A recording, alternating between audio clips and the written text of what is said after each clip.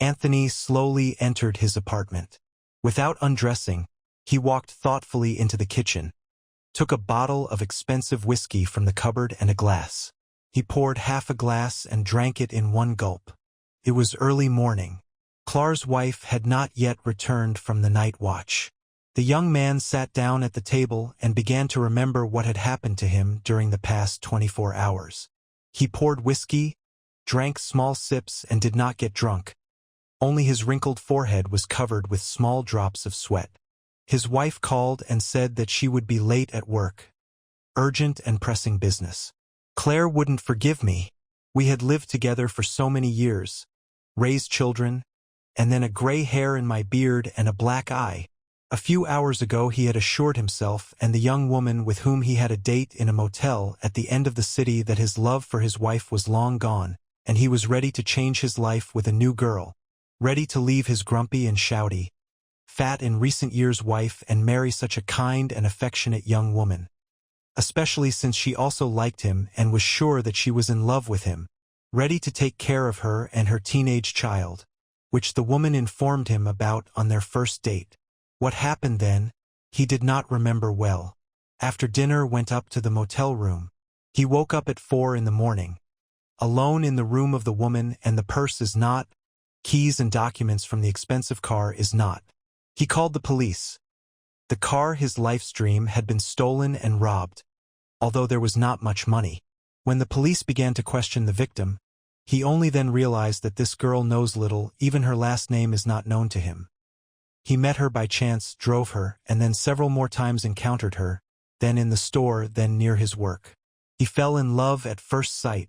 I met her twice in a cafe, gave her inexpensive flowers, and then decided to have a warmer meeting in a motel. Poor Anthony spent several hours in the police station. 2 months ago we bought my dream car. My wife took out a loan. Now she'll be told about my nighttime adventure. What to do? How do I explain to my wife that I was crazy to resist the charms of a young woman, and dared to invite her to a motel? Cheated on his wife or not? Nothing remembered, depressed by what was happening, elderly man. When my wife finds out that I had missed the car and cheated on her, what will happen?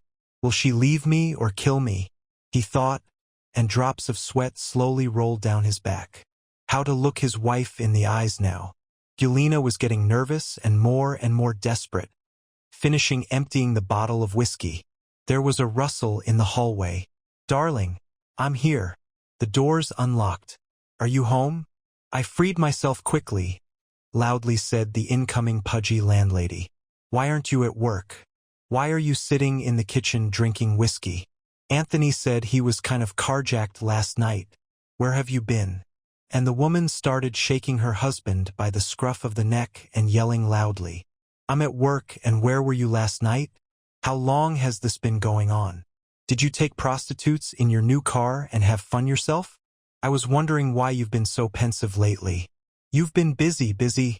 You're driving a brand new car somewhere." All excuses.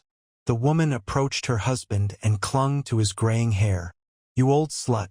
All your life you've been chasing girls," she shouted loudly, rubbing his liquid hair with force. The man did not resist. He only wanted to tear his wife's hands from his hair and whimpered quietly. "I love you. I have never cheated on you."